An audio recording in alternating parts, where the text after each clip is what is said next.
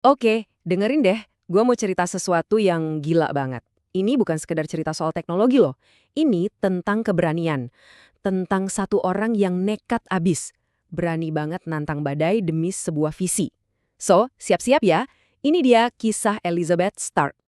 Coba dibayangin, lu pernah nggak sih mau kirim duit ke temen atau ya keluarga di luar negeri, terus langsung kepikiran, duh ribet banget pasti, kena potong biaya admin yang gede, terus nunggunya bisa berhari-hari, nyebelin banget kan? Nah, dulu nih ya, yang barusan kita omongin itu bener-bener cuma mimpi di siang bolong.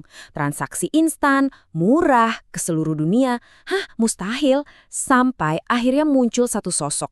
Seseorang yang bukan cuma berani mimpi, tapi juga ya bisa dibilang cukup gila buat nekat mewujudkan mimpi itu. Betul banget, kita bakal ngomongin soal, wah, petir di dunia Bitcoin. Dan orang di balik semua ini, ya dialah pahlawan kita, Elizabeth Stark.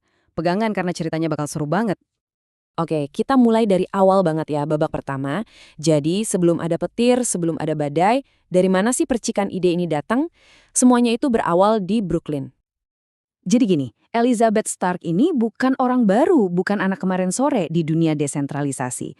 Jejaknya tuh udah kelihatan dari lama banget. Mulai dari tumbuh besar di Brooklyn, lingkungan yang isinya campur aduk ide dan budaya, terus pas di Harvard, dia bikin grup buat memperjuangkan informasi bebas. Lanjut lagi di Yale, dia malah ngajar soal sistem peer-to-peer, sistem tanpa bos, tanpa otoritas pusat. Jadi, pas tahun 2011 dia pertama kali dengar soal Bitcoin, rasanya tuh kayak klik. Semua potongan puzzle hidupnya tiba-tiba nyambung gitu aja. Tapi ini nih yang keren dari dia. Dia tuh nggak langsung, wah gila, ini masa depan. Nggak gitu. Justru sebaliknya, dia skeptis banget. Dia lihat teknologinya emang elegan, keren, tapi di otaknya langsung muncul pertanyaan. Oke, tapi gimana caranya ini bisa dipakai miliaran orang?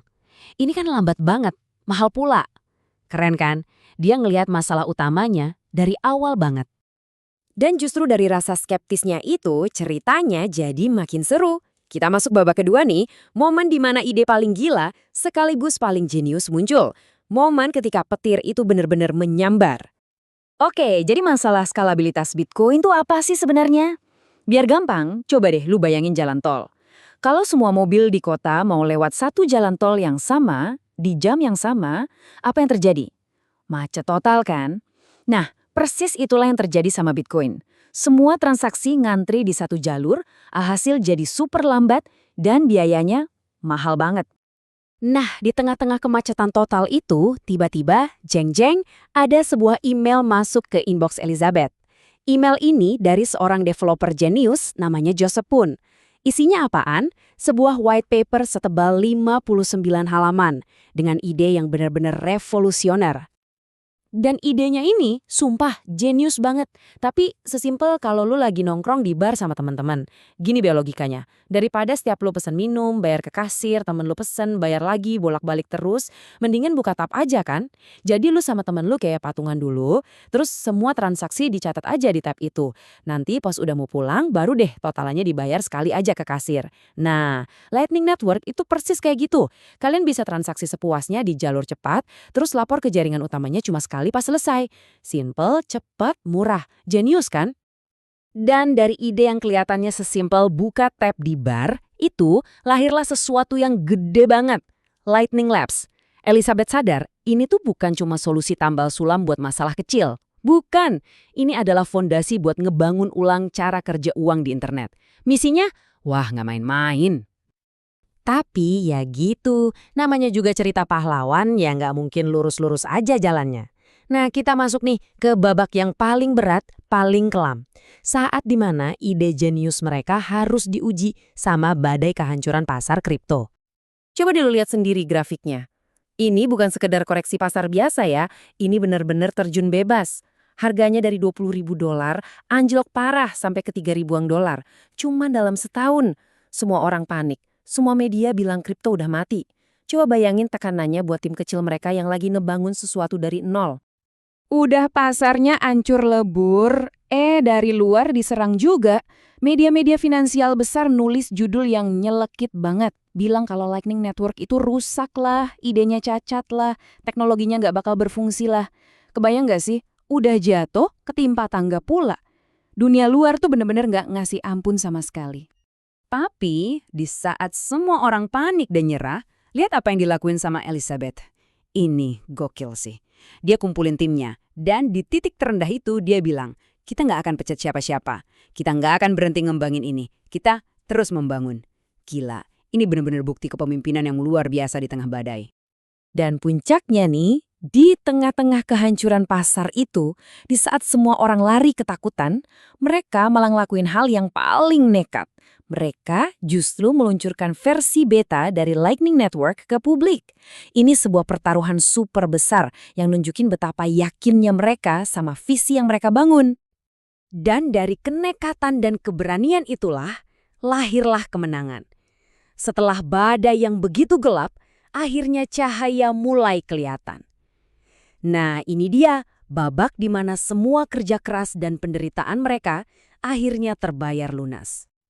Ini dia, momen yang mengubah segalanya. Tanggal 7 September 2021, sebuah negara, El Salvador, secara resmi mengadopsi Bitcoin sebagai alat pembayaran yang sah. Dan tebak, infrastruktur apa yang mereka pakai buat pembayaran sehari-hari? Yap, Lightning Network. Dari yang tadinya cuma ide di atas kertas, sekarang jadi tulang punggung ekonomi sebuah negara. Gila banget kan? Dan El Salvador itu ibaratnya baru domino pertama yang jatuh. Habis itu, langsung deh perusahaan-perusahaan raksasa kayak Cash App, Strike, bahkan Twitter yang sekarang jadi X, ikut gabung. Tiba-tiba aja teknologi yang dulu diejek-ejek rusak, sekarang dipakai sama jutaan orang di seluruh dunia. Visi Elizabeth benar-benar jadi kenyataan. Tapi, tahu nggak, adopsi dari perusahaan besar itu satu hal. Yang benar-benar bikin merinding itu dampaknya ke manusia biasa. Coba dengerin cerita Carlos, seorang pekerja migran di Mexico City. Dulu, setiap dia kirim uang buat keluarganya, potongannya gede banget. Sekarang, pakai Lightning, uangnya bisa nyampe hampir utuh. Ini bukan cuma soal teknologi, ini beneran mengubah hidup. Atau ada juga Aisyah, seorang pengusaha digital di Lagos, Nigeria. Dia bisa bangun bisnis online-nya dan nerima pembayaran dari seluruh dunia secara instan, tanpa harus pusing sama sistem perbankan lokal yang ribetnya minta ampun. Lightning Network benar-benar ngasih dia kedaulatan finansial yang dulu cuma bisa jadi mimpi. Dan ini yang ngebedain Elizabeth Stark dari yang lain. Kutipan dari dia ini nunjukin semuanya. Buat dia, kesuksesan itu bukan soal valuasi perusahaan atau seberapa canggih teknologinya. Bukan. Sukses itu diukur dari kehidupan manusia yang menjadi lebih baik berkat teknologi yang kamu bangun. Dalam banget. Gila ya perjalanannya. Dari seorang mahasiswi yang awalnya skeptis, jadi kapten kapal yang berani nembus badai, sampai akhirnya beneran ngebangun infrastruktur keuangan buat seluruh dunia. Dan yang paling gila, semua ini katanya baru permulaan. Kalau ini aja baru permulaan, coba deh kita bayangin bareng-bareng. 5 atau 10 tahun dari sekarang, masa depan uang di internet bakal kayak apa ya?